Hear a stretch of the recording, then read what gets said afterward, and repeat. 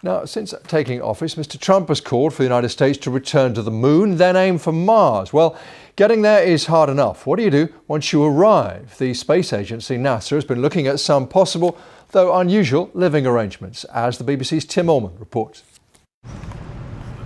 At first glance, this looks a bit like a big bouncy castle that's fallen over.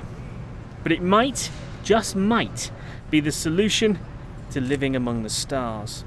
It's called expandable architecture, an inflatable habitat that could be used for a possible orbiting lunar space station or as a potential home for astronauts staying on the surface of the moon or even Mars.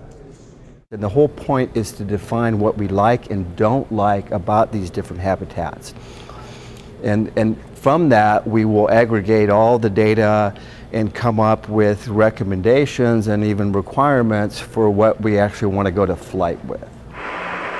It's one small step for man, one giant leap for mankind. When Neil Armstrong and Buzz Aldrin first set foot on the moon 50 years ago, it was only the briefest of visits. They were there a matter of hours rather than days, weeks or months, and they travelled in cramped conditions, effectively in a small metal box. Thank you, Mr. President.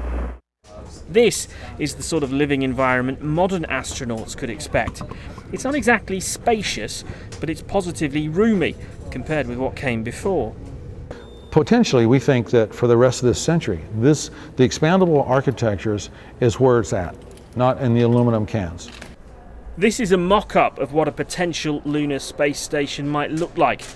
Construction is due to begin sometime in the next decade.